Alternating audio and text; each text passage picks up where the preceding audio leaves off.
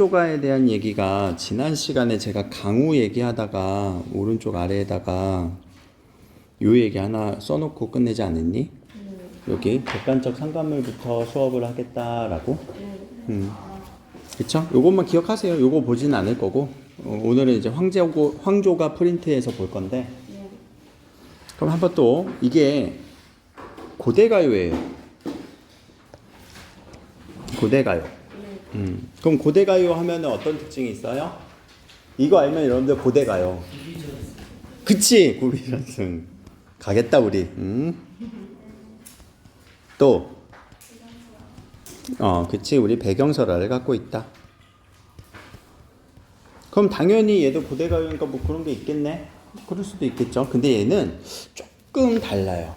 그래서 우리가 뭐 같은 범위 안에서도 조금씩은 다른 차이점들이 있듯이 여기서는 작가와 창작 연대가 구체적으로 좀 알려져 있어요. 그래서 어떤 구비전승 되었죠. 당연히 우리 한자가 도입되기 전까지는. 근데 그게 좀 뭐 짧다. 어떻게 보면.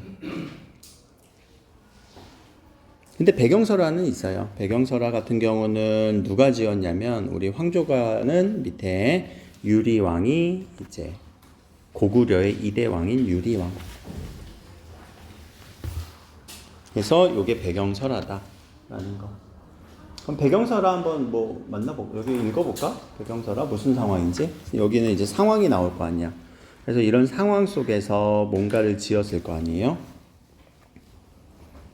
유리왕은 저 빨리 한번 읽어볼게요. 두 여인을 왕비로 맞이했습니다. 한 명은 화이고요, 한 명은 치희예요.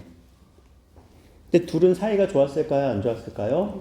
왜 안 좋았을까요?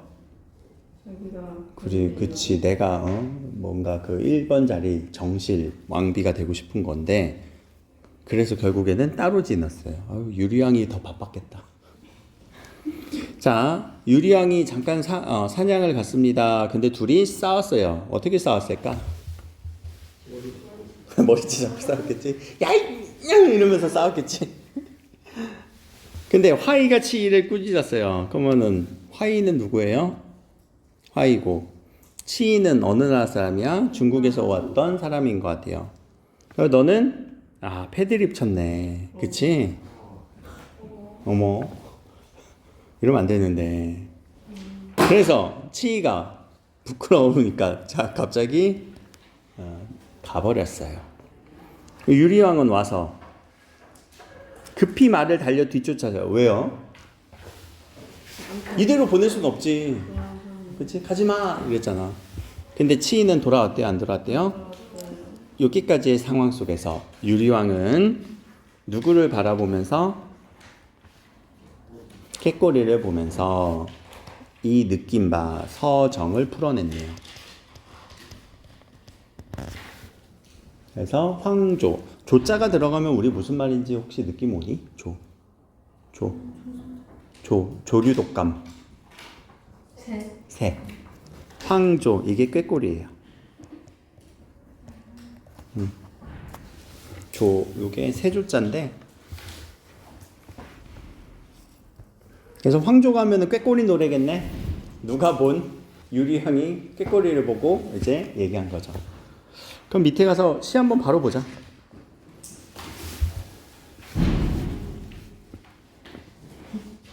네. 저렇게 썼는데. 왜 봐봐. 벌써 이해되지? 느낌이 딱 오지? 그럼 여러분들은 이제 우리가 문학을 감상하는 능력이 조금 키워진 거란 말이야. 뭘 아니까? 배경설화를 아니까. 근데 우리 배경설화가 항상 주어져요? 안 주어질 수도 있어요? 안 주어져요. 언제부터는요? 고대가요 이후부터는요, 배경설화가 별로 없어요. 그러다 보니까 여러분들이 이해가 딱 돼요? 안 돼요? 안 되는 가능성도 있다. 강우 저번에 이해 한 번에 됐니? 강우할 때, 현대식 강우할 때. 이해 한 번에 되긴 조금 뭐 힘들었지. 조금 뭔 말이야. 뭐 갑자기 뭐 어디로 갔나 뭘. 근데 알고 보니까 아내를 잃었었어. 그러니까 갑자기 어느 순간 이해가 딱 되죠. 근데 우리는 처음부터 그걸 요구해요. 여러분들은 처음부터 그렇게 이해가 돼야만 이해가 되는 건 줄 알아요, 시를. 아닙니다. 하나씩 찾아가는 거죠. 거봐 이게 배경서 내가 저번에 공무도화가 읽을 때는 배경서라부터 읽었니 아니면 내용부터 읽었니? 근데 내용부터 읽었을 때는 그냥 그런가 보다 했는데 배경서라 읽으니까 조금 내용이 더 이해됐죠. 근데 지금은 반대로 되고 이렇게 읽으니까 아 이렇게 되죠.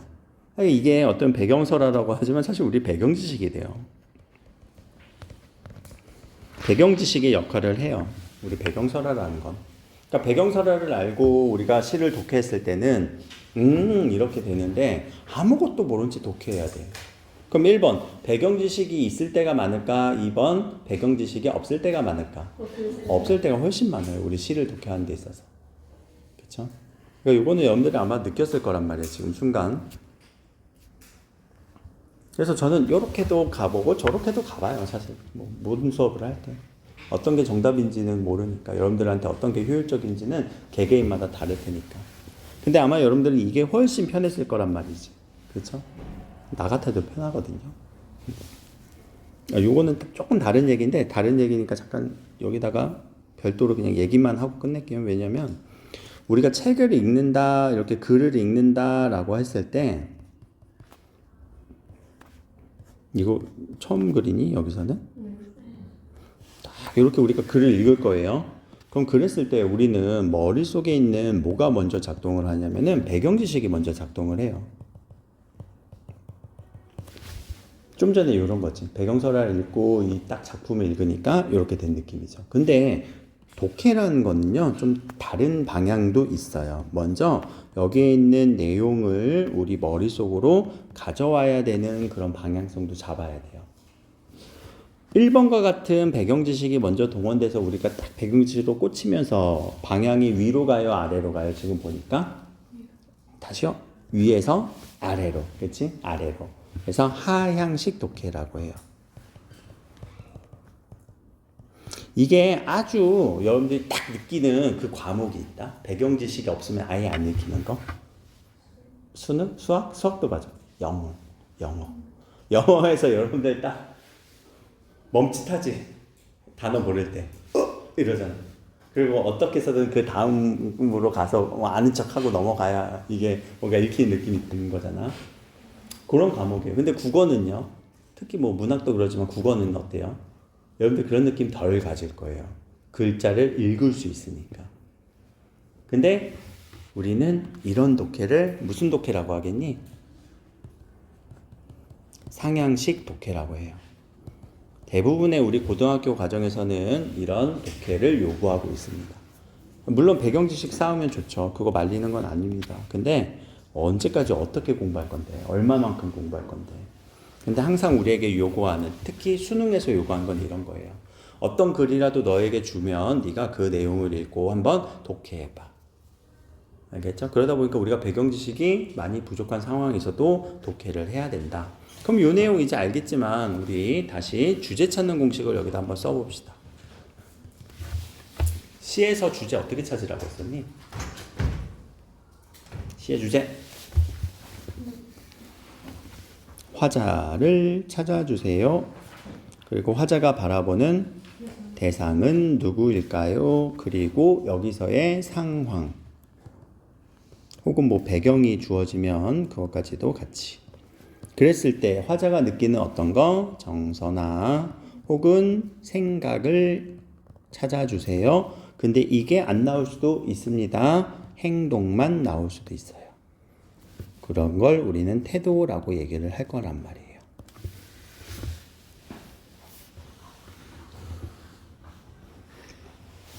그래서 이게 딱 우리가 주제를 찾는 공식이라고 생각을 하면 암기를 하시고 여기에 맞춰서 읽으면 되는 거예요. 독해를 해내면 돼요. 배경설화가 없더라고 하더라도. 알겠죠? 그럼 밑에 한번 봅시다. 화자는 누구예요? 꾀꼬리예요? 나예요? 그럼 헐헐 나는 이 나는이니? 아니지, 이거는 플라이지. 여기지, 내 몸. 그럼 화자는 나네. 나는 지금 누구 바라보고 있어요? 꾀꼬리 바라보고 있네.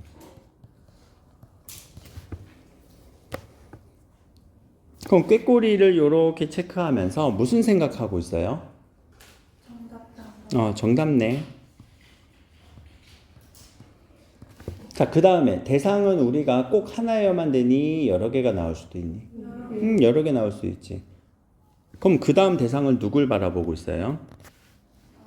나. 그치. 나 자신을 보고 있지. 그럼 나에 대해서는 어떤 정서를 드러내고 있어요? 외롭다.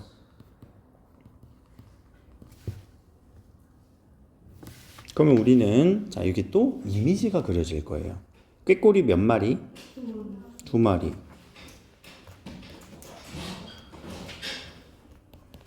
둘이는 어떤 사이? 정다운 사이. 또 그 다음은 나는 왕이니까 이렇게 뭐 왕관도 쓰고 있어야 되고 나는 외로워. 끝. 그렇죠? 우리에게 이런 이미지를 주네요. 그럼 그랬을 때 자, 무슨 상황이라고 요약을 하면 좋을까? 외로운 내가 정답게 보이는 꾀꼬리를 바라보는. 그치, 느끼는 감정. 그럼 둘은 무슨 사이예요? 요 꾀꼬리와 나와의 관계는 뭘까? 대비되는. 그래서 요 대비에 대한, 그리고 오늘 요 꾀꼬리에 대한 얘기. 요 꾀꼬리를 우리 지난 시간에 어떤 걸 공부한다고 했었죠? 객관적 상관말.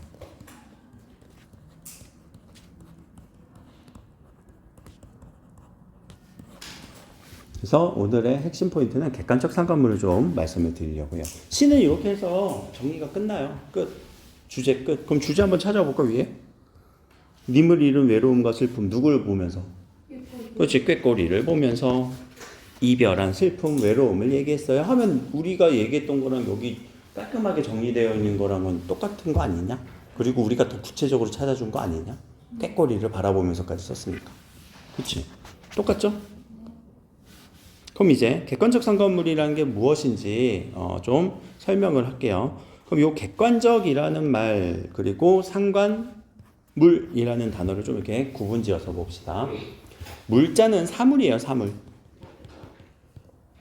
사물은 나 아닌 모든 대상이 사물이에요. 그 중에서 뭐 사람일 수도 있겠지만 뭐 어떤 진짜 물건을 의미하기도 하겠죠. 객관적이란 건 뭘까? 객관적. 나 혼자만?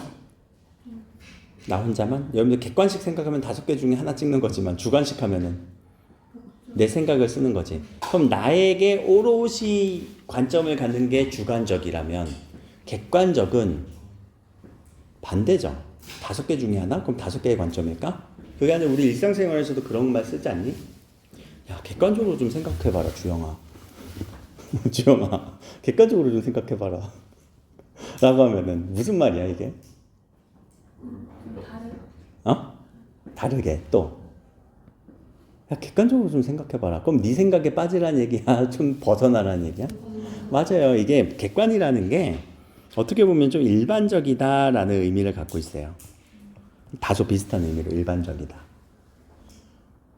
이 객자가 그러니까 이 객자를 알면 되게 좋은데 뭐 한자 설명하자는 건 아니고 손님의 입장에서 뭐 우리가 손님 객자예요. 게스트의 느낌에서 그러니까 네 생각 말고 좀 타인의 생각으로 생각을 해봐. 또는 일반적인 생각으로도 해봐. 라고 할 때 그럼 이게 문학에서는 좀 어떤 느낌으로 조금 더 우리가 바꿔줘야 되냐면 일반적이다라기보다 거리감을 갖는 거예요. 그러니까 객관적으로 생각을 해봐는 너의 생각에 완전히 빠지지 말고 좀 거리감을 두고 생각을 해봐. 그렇다고 우리 객관식 문제를 거리감을 두고 이렇게 찍으면 안 됩니다. 그건 여러분 완전히 주관적으로 해석해서 풀어야 되는 거지. 자, 그럼 거리감이 있는 사물이란 말이에요. 원래는 거리감이 있는 사물을 상관이라는 말은 뭘까요? 충성, 상관의 명령에 복종하겠습니다. 그 상관일까? 그건 아니겠죠. 상관은 뭘까? 신경 쓰이는 수미상관 들어봤어요? 네. 서로 관련이 있다. 이 상자가 서로 상호작용할 때 서로 상자가 서로예요. 관은 연관지어요. 관련이 있어요. 그래서 여기서 핵심 단어는 연관짓는 거예요. 그럼 연관 지으려면 몇 개가 필요해요? 2개 이상이 필요하겠죠. 혼자 있으면 연관 지을 수 있어요? 없어요? 없죠. 그러면 누구와 뭐와 뭐를 연관 지었을까? 하나는 나왔네. 어떤 사물? 거리감이 있는 사물을. 그럼 뭐랑 연관 지은 거야? 그렇지, 화자와.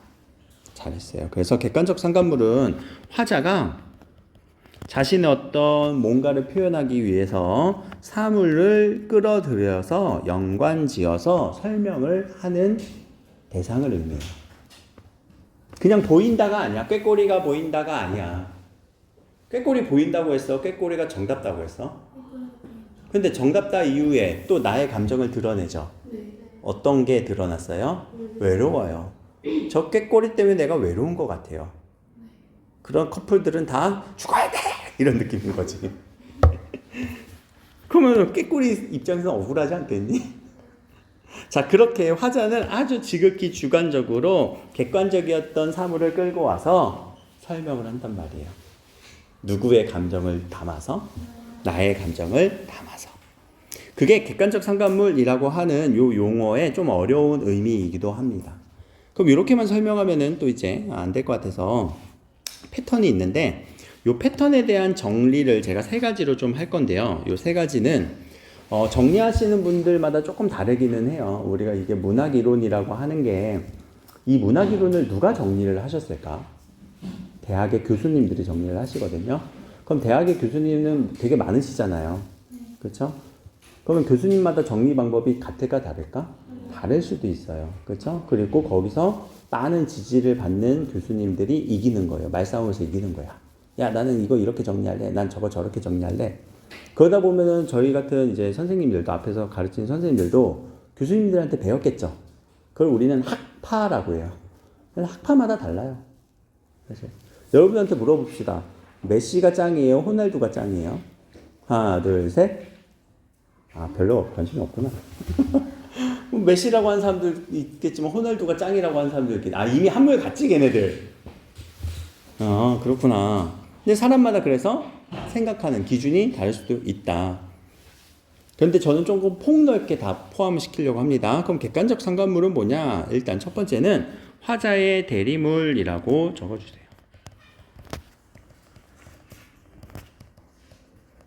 분신,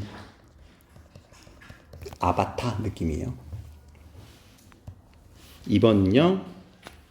화자와 대비를 일으키는 거예요. 그래서 감정을 일으키는 촉매의 역할을 해요. 촉매라는 단어도 혹시 알고 있니? 뭔가 반응을 일으키는 그 용질의 물건을.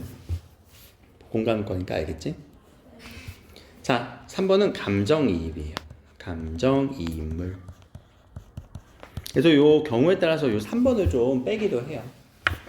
알면은 뭐 4번까지 해서 완전히 뭐 더 넓게 할 수도 있거든요. 나와 동일한, 나와 뭔가 동일한 방향의 동일한 감정을 가진. 근데 그거는 뭐 화자의 대리물 정도로 같이 난 포함시키면 된다고 생각을 해갖고. 그래서 감정이입을 빼시는 분들도 있고, 아주 좁게만 해석하신 분들은. 그래서 여러분들이 어디서 무슨 강의를 듣든 이 정리는 좀 달라질 수는 있으나 다 그 말이다. 알겠죠? 그러면 자, 여기서 한번 봅시다. 꾀꼬리는 무슨 역할을 했던 것 같아요? 1번 화자의 대리물, 2번 화자와 대비하는 거, 3번 감정이입물. 그치, 대비가 일으켰던 꾀꼬리죠.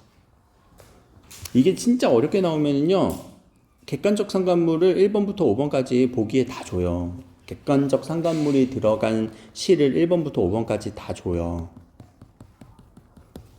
다 줘요. 그럼 그 중에서 여기에서 꾀꼬리와 같은 역할을 찾으세요 라고 할 수도 있고. 그럼 진짜 어려워요. 문제 흘리는 거예요 지금. 그럼 조금 더 쉽게 내면은 그냥 꾀꼬리 같은 소재를 찾으세요 하면 객관적 상관물을 찾으면 돼요. 그냥 단순히 풍경 보이는 게 아니라 아, 제가 지금 객관적 상관물을 화자와 대비 일으켰구나 를 찾으시는 거죠. 그럼 여기 제시된 시들은 여러분들이 알고 있는 시가 나올까요? 모르는 시가 나올까요? 모르는 시가 나오겠죠. 또는 어디선가 봤던 시는 나오겠죠. 그렇게 해서 여러분들 문학이 독해가 되셔야지 풀 수 있어요. 그럼 요 예시를 한번 또 들어봅시다. 어디다 될까? 여기 위에다가 저는 그냥 이렇게 한번 그립시다. 우리 남자친구와 여자친구가 서로 이제 사랑을 하기 시작했어요. 암수 서로 정다워요. 그래서 남자친구가 인형을 선물해 줍니다. 그러면서 뭐라고 하냐면, 야, 이 곰돌이 내가 선물해 줄게. 곰돌이 선물 받으면 좋니? 좋아? 사랑이 담겼으니까 나라고 생각해. 그래서 나라고 생각해 라고 선물한 1번의 곰돌이에요. 요 1번은 지금 밑에 1, 2, 3이랑 달라. 알겠지? 첫 번째 곰돌이야. 두 번째, 이제 이 여자친구는 집에 와서 이제 잠들기 시작합니다. 근데 이불을 덮고 자야 되는데 이불은 덮고 자자.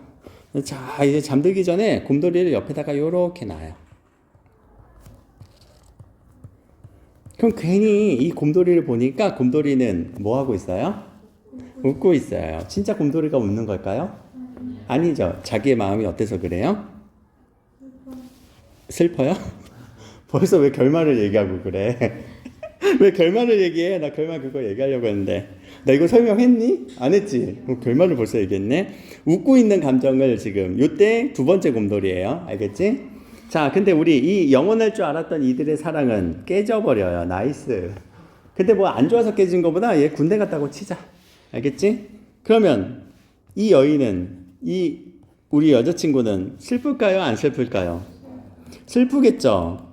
근데 여전히 이 곰돌이는 웃고 있어요. 그러면서 갑자기 언제의 기억이 막 떠올라요? 과거에 그 좋았었던 기억이 막 떠오른단 말이에요. 그럼 이때의 곰돌이는 3번의 곰돌이에요. 세 번째 곰돌이. 자, 이제 우리 곰돌이는 사물이에요? 아니에요? 에? 곰돌이 사물이 아니라고? 사물이죠. 곰돌이 사물이에요. 그럼 일단은 원래는 객관적 사물이죠. 그치? 나 몸에서 뭐 톡 튀어나온 거 아니잖아. 그랬을 때, 자, 이 1번의 곰돌이를 봅시다. 남자친구가 선물할 때 곰돌이는 객관적 상관물로서 몇 번째의 의미였을까? 아까 1, 2, 3 중에. 그쵸? 1번이죠. 왜? 나라고 생각해 라는 게 본신이잖아. 그럼 두 번째, 이 여자친구는 집에 가서 이 곰돌이를 보는데 희죽희죽 웃어. 곰돌이가 웃고 있는 것 같아. 그럼 이때는 몇 번째 우리 객관적 상관물일까? 3번이겠죠. 왜요? 감정이입이 되어버렸으니까. 근데 영원할 줄 알았던 이 상황이 깨지고 나서부터는 나는 슬프지만 곰돌이는 여전히 웃고 있어요. 그럼 이때는 2번의 객관적 상관물이 되는 거죠. 자, 이 세 개의 곰돌이는 그러면 각각 다른 곰돌이에요? 다른 데서 사왔어요? 아니지만 의미는 그때그때 다르죠. 그런 역할이라는 얘기예요. 알겠죠? 그래서 객관적 상관물은 외우는 게 아니라 어떻게 하는 거였어요? 맥락 속에서 얘가 어떤 의미를 갖고 있는지를 독해하는 거라고요. 꼭 중요해요. 뭘 하고요? 맥락 속에서 의미를 발견해 보셔야 된다. 이거는 외우는 게 아니라 맥락 속 의미는 얘들아 외우는 게 아니라 어디에서 일으켜야 돼? 머릿속에서 생각해야 돼. 그래서 의미를 생각하라는 얘기가 독해하라는 얘기예요. 알겠죠? 어려워. 문학도 막 이렇게 밑줄 치고 외우는 거 아니야. 그냥 독해해야 돼. 계속. 그럼 여기서도 보면 헐헐 나는 적개꼬리 암수서로 정답네. 아우 정답네. 외로워라 내 몸은 네와 함께 돌아갈고 서로 대비를 일으키고 있죠. 또 하나 보자. 네와 함께 돌아갈고 뒤에 우리 마침표 찍을래? 느낌표 찍을래? 아니면 둘 다 괜찮니? 둘 다 괜찮은 것 같아. 그치? 요게 우리가 실제로 뭐 그때는 문장 부호가 없었으니까 그럼 이렇게 되면은 무슨 법도 된다고? 서리법도 돼요.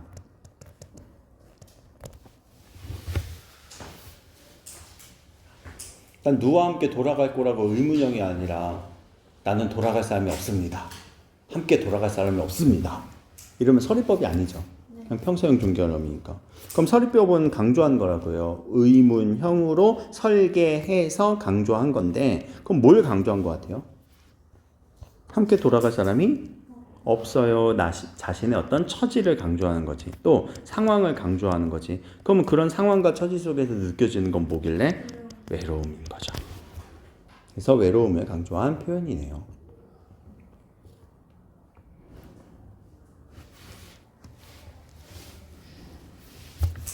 반대로 시를 쓰면 이렇게 된다? 만약에 이 유리왕이 아까 내가 여기서 잠깐 바빴을 거라고 얘기했잖아. 그러니까 너무 힘든 거야. 근데 속으로 한 명 갔다고 너무 좋아. 이거는 번외편이야, 외전이야. 그렇게 해석하지 마. 근데 너무 좋은 거야. 근데 꾀꼬리를 보면서 그런 거지. 야, 꾀꼬리 너희들 정답구나. 너 안 힘드니? 연애하느라? 나는 지금 혼자 됐지만 너무 즐거워. 라고 하면은. 그럼 이때는 이런 막 처지와 상황 이런 걸 강조하려고 외로움을 강조하려고 한 서리법일까? 아니란 말이야. 그치? 그래서 항상 여기에서 서리법이 그냥 서리법 이렇게 외우는 게 아니라 이 사람의 처지 상황 속에서 뭘 강조하려는 것일까까지 한번 생각해 보세요. 자, 그러면 여기서 화자 대비되는 자연물이라고 하는 말을 우리 6글자로 바꾸면 뭘 쓰였다? 객관적 상관물을 활용했다라고 얘기를 할 수도 있겠죠. 자, 밑에 경치를 묘사했대요. 묘사라는 말이 뭐니? 묘사. 응? 묘사. 흉내내다? 또 펼쳐내다? 그럼 경치를 묘사한 곳은 어디야 일단? 그걸 나중에 설명하고. 어디를 경치 묘사한 것 같아? 경치가 그러면 뭐야? 배경? 그러면 나를 경치라고 해? 내가 아닌 다른 곳을 경치라고 해? 그렇지? 우리 좀 바깥 경치 좀 보게. 우리 블라인드 좀 어우 날씨 이렇게 좋구나 라고 하는 이런 게 경치죠. 그럼 여기서 지금 어떤 경치가 펼쳐졌어요? 그치, 훨훨 나는 꾀꼬리가 경치가 되는 거죠. 정서는 어디 드러났어요? 나 외로워 라고 여기 외로움 정서가 드러나죠.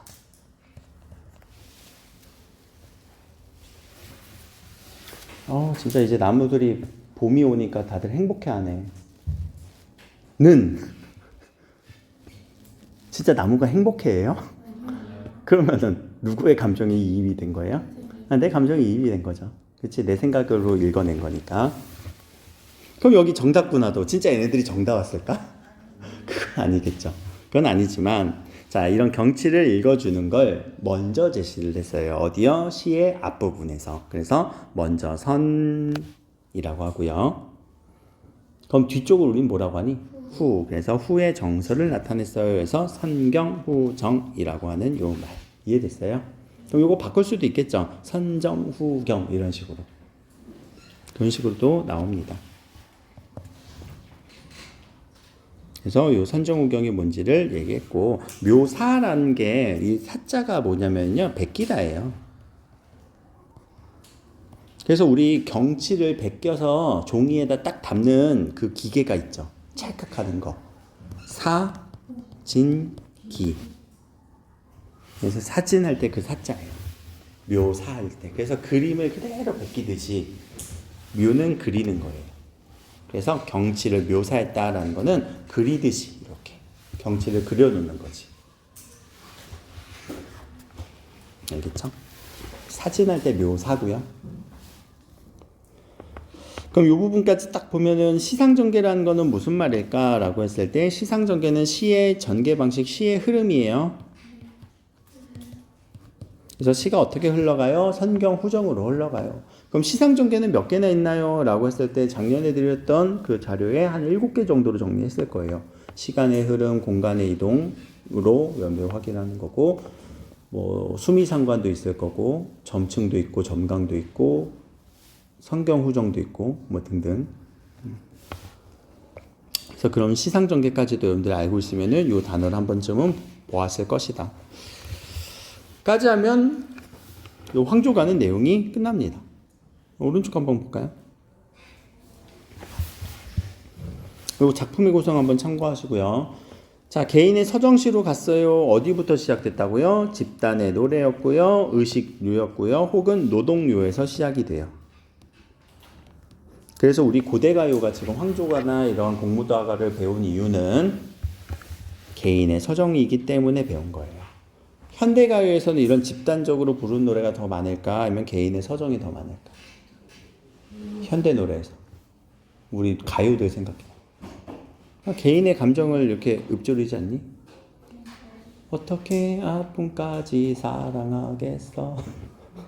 악뮤 노래도 있고 아이유도 이 밤은 아래 야생화 뭐 박효신 다 개인의 어떤 감정을 노래하잖아. 그렇죠? 이게 다 현대의 이제 노래가 이런 식으로 개인의 서정을 노래하기도 해요. 물론 집단의 노래 아직까지도 하기도 하죠. 뭐 단체 이런 행동들 할 때. 떼창은 그럼 집단의 노래일까? 떼창하는 거 그것도 사실은 개인의 서정을 노래했는데 어떤 가수가 너무 유명하니까 집단적 군무를 하는 거죠. 뭐 그런 느낌이지. 그런 것도 있어. 혹시 그 브레이브걸스의 롤린이라고 아니 역주행한 거? 네. 롤리. 근데 그게 그냥 되게 개인의 노래를 이렇게 노래한 거지만 군인들이 집단적으로 부르죠. 롤리 막 이러면서 군인들이. 근데 우리가 이런 방향으로 갔다라는 걸 이해해 주시고 구지가라는 건 제목만 정도는 좀 알아두시면 좋아요. 이거는 왕을 내려주세요 하는 노래고요. 밑에는 여기 서로 이게 뭐라고요? 대비. 그래서 꾀꼬리의 역할, 우리가 객관적 상관물. 하나 더 매개체가 되기도 합니다. 과거를 회상하게 할 수 있는 매개체. 매개라는 게 뭐야? 연결해 주는 거지. 어디와 연결해 주는 거야? 과거의 회상을 나와 연결해 줄 수 있겠죠. 꾀꼬리를 보면서 과거를 좀 회상하기도 했겠지.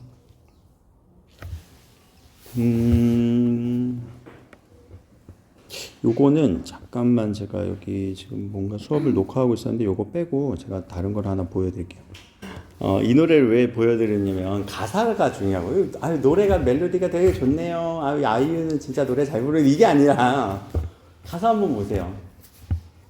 객관적 상관물이 있어요. 있어요. 누구예요? 잘한다. 그래. 나만 빼고 나만 빼고 다 객관적 상관물이야. 그 문장에서 그